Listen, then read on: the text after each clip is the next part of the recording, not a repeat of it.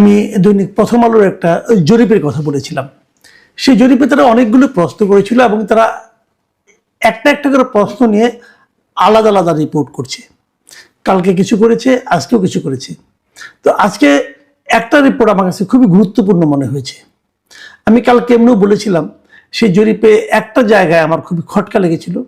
সেটা হলো যে এই সরকারকে খুবই অপছন্দ করে এমন লোকের সংখ্যা তারা দেখিয়েছিল 3.2 ভাগ।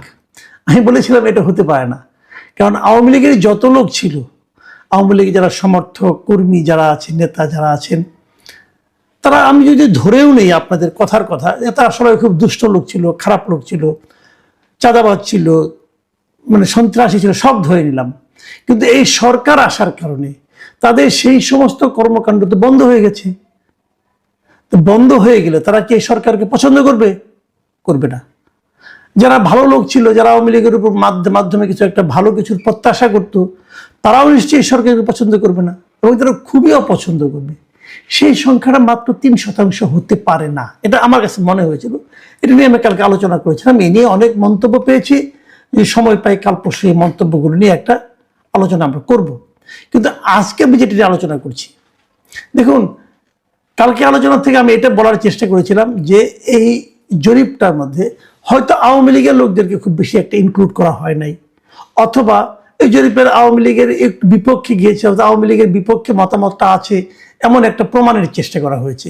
কিন্তু আমার ওই কথা যদি আমি সত্য ধরে নেই, তাহলে পরে আজকে যেটা নিয়ে আলোচনা করব সেটা আরো ভয়ঙ্কর মনে হচ্ছে আমার কাছে। সেটা কি, এটার নিউজ তারা মানে ওরা যা শিরোনাম করেছে প্রথম আলো, সেটা বলেছে নির্বাচনে আওয়ামী লীগকে চান না 28%, শর্তহীন ও শর্তযুক্তভাবে চান 69%।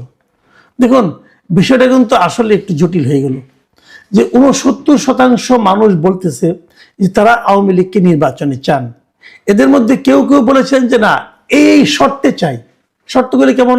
তাদের ক্ষমা প্রার্থনা করতে হবে, তাদেরকে বিচার করতে হবে, তারপরে চাই। আবার কেউ কেউ বলেছে না, কোনো শর্তই দেওয়া চলবে না, তারা নির্বাচন করবেন এবং নির্বাচন করার পর যদি তাদের জনগণ প্রত্যাখ্যান করে তাহলে তার প্রত্যাখ্যাত হলো, না হলে তাকে নির্বাচনের বাইরে রাখার কোনো রকম গণতান্ত্রিক অধিকার এই সরকারের নাই।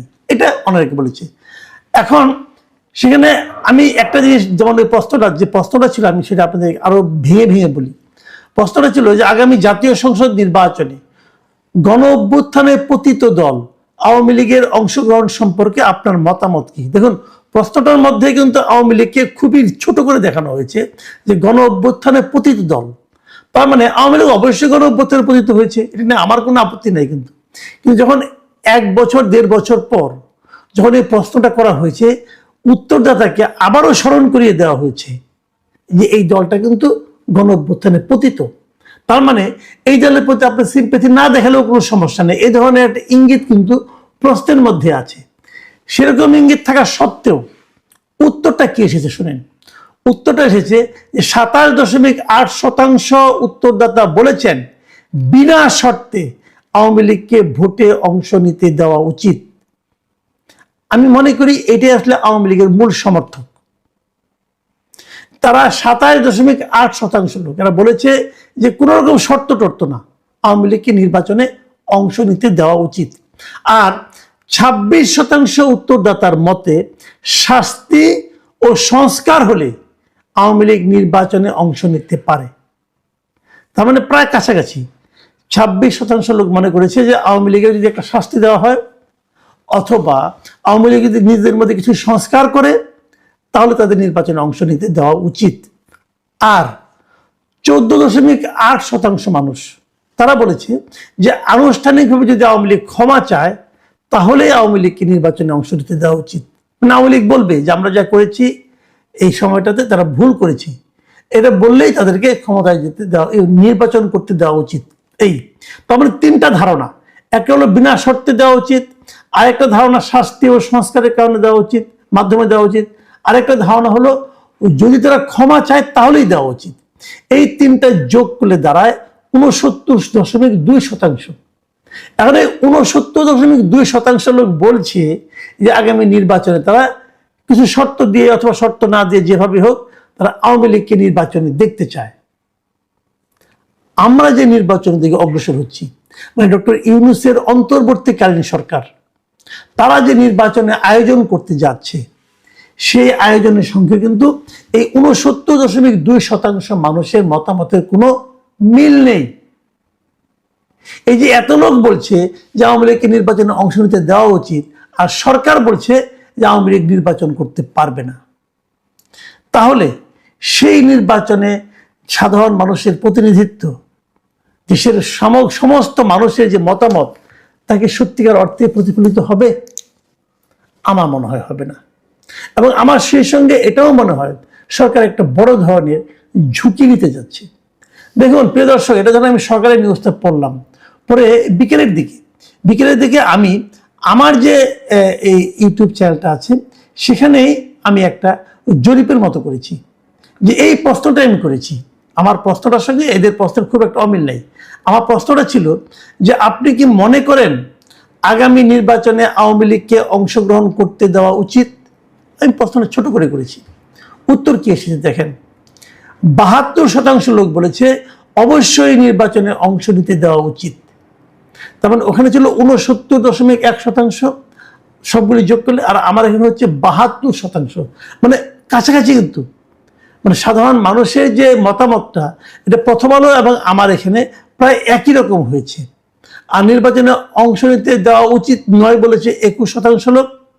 অপরাধের জন্য ক্ষমা চাইলে নির্বাচন করতে দেওয়া উচিত বলছে ৫% লোক, আর ২% লোক কোনো মন্তব্য করতে চায় নাই। আমার এখানে গত ৫ ঘন্টায় আমি দেখেছি সেখানে ১১,০০০ লোক ভোট দিয়েছে। ১১,০০০ লোক কিন্তু তারা বাংলাদেশি। তারা আওয়ামী লীগ, বিএনপি, জামাত, এদের কারো না কারোকে ভোট দেয় অথবা অন্য কোনো দলকে ভোট দেয়।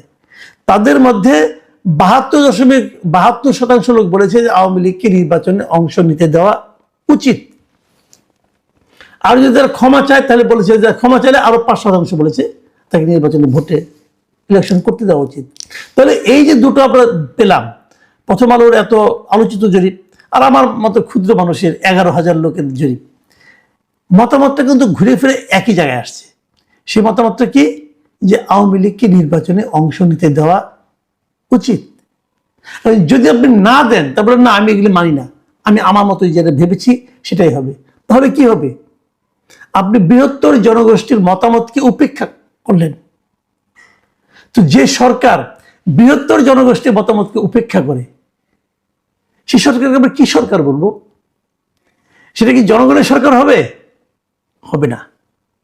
সেটা তো এনসিপি সরকার হতে পারে, সেটা তো জামাতের সরকার হতে পারে, সেটা হয়তো বিএনপির সরকার হতে পারে, কিন্তু সেটা এই প্রায় ৭০% মানুষের সরকার হবে না।